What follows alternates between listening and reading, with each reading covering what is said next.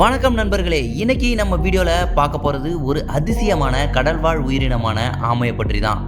ஆமை இந்த உலகத்துல உள்ள பழமையான மற்றும் நீண்ட ஆயுளுடைய உயிரினங்கள்ல ஒன்று. ஆமையை பற்றி தெரியாத உண்மைகளை இந்த வீடியோ மூலமா தெரிஞ்சுக்கலாம். வாங்க வீடியோக்குள்ள போகலாம்.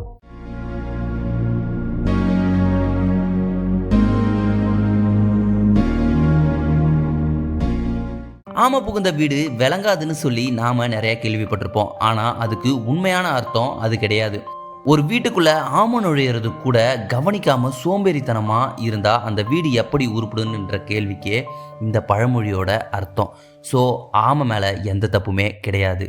ஆமை 100 ஆண்டுகளுக்கும் மேல வாழக்கூடியது. ஆமையில 2 வகை உண்டு. ஒன்று கடலாமை, மற்றொன்று நிலத்துல வாழுற ஆமை. சில கடலாமைகள் 150 ஆண்டுகள் மேலேயும் வாழ்ந்துகிட்டு வருது இந்த உலகத்துல.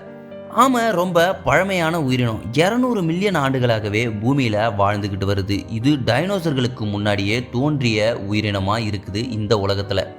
உலகின் மிகப்பெரிய ஆமை இனமான பேராமை 200 சென்டிமீட்டர் நீளம் வரையும் 900 கிலோகிராம் எடை வரையும் வளரக்கூடியது.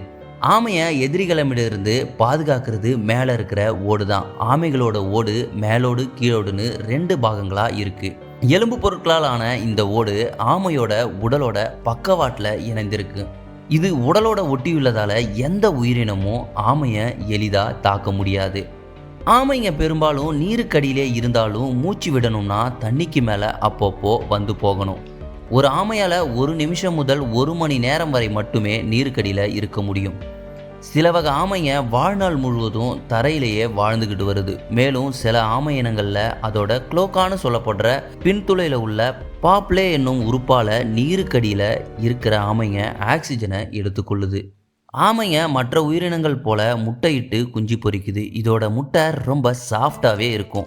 நீருக்கடியில் வாழுற ஆமை எப்போவுமே மேலே வந்து கரையில் மணலை தோண்டி முட்டையிட்டு மூடி வச்சுட்டு போயிடுமா. அந்த முட்டைங்க தானாகவே பொரித்து ஆமை குஞ்சுகள் மேலே வந்து தண்ணீரை நோக்கி போயிடுமா.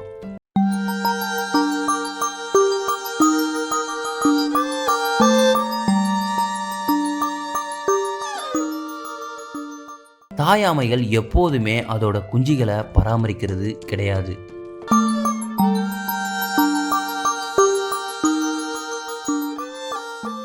ஆமைங்க பருவமடைய பல வருடம் எடுத்துக்கொள்ளுமா. மேலும் இவ சில ஆண்டுகளுக்கு ஒரு முறை தான் முட்டையிடும்.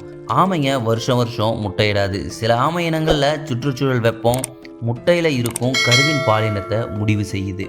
வெப்பம் அதிகமாகும் போது பெண் ஆமையும், வெப்ப குறைவாக இருக்கும்போது ஆண் ஆமையும் பிறக்குது. ஆமைகள் பல ஆண்டுகள் உயிர் வாழ காரணம் அதோட உடல் உறுப்புகள் அவ்வளவு சீக்கிரம் பழுதாகிறது இல்லைன்னு ஆராய்ச்சியாளர்கள் கண்டறிஞ்சிக்கிறாங்க.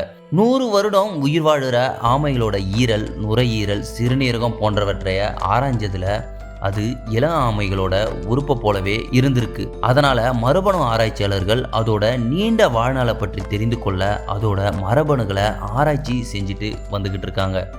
ஆமை பகல்ல சுறுசுறுப்பா இரையை தேடிக்கொள்ளும். ஆமையோட உணவானது அதோட வாழும் இடத்தை பொறுத்து வேறுபடும். நல்லா வளர்ந்த ஆமை நீர்வாழ் தாவரங்களை உணவாக உண்ணும். மேலும் சிறிய பூச்சிகள், நத்தைகள், புழுக்களையும் உணவாக உண்ணும். கடலாமை பொதுவாக மென்மையான உடலமைப்பை கொண்ட ஜெல்லி மீனையும் உணவாக சாப்பிடுது. ஆமைகளை பல மனிதர்கள் செல்ல பிராணிகளாக வளர்த்துட்டு வராங்க. பிளாஸ்டிக் கண்டுபிடிக்கிறதுக்கு முன்னாடி ஆமையோட ஓட வச்சு தான் கண்ணாடியோட ஃப்ரேம் செய்ய பயன்படுத்தப்பட்டது. சில நாடுகளில் ஆமைகளை உணவாகவும் மருந்தாகவும் பயன்படுத்துகிறாங்க. ஆமைகளை உணவுக்காகவும் முட்டைக்காகவும் வேட்டையாடப்படுது. இதனாலேயே சில ஆமை இனங்கள் இந்த உலகத்தில் இருந்து அழிஞ்சு போயிடுச்சு.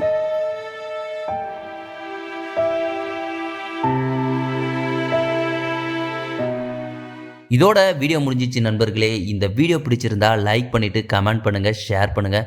இந்த மாதிரி இன்ட்ரெஸ்டிங்கான ஃபேக்ட்ஸ் நிறையா தெரிஞ்சுக்கணும்னா நம்ம சேனலை உடனே சப்ஸ்கிரைப் பண்ணி வச்சுக்கோங்க அண்ட் பெல் ஐக்கானை ப்ரெஸ் பண்ணி வச்சுக்கோங்க.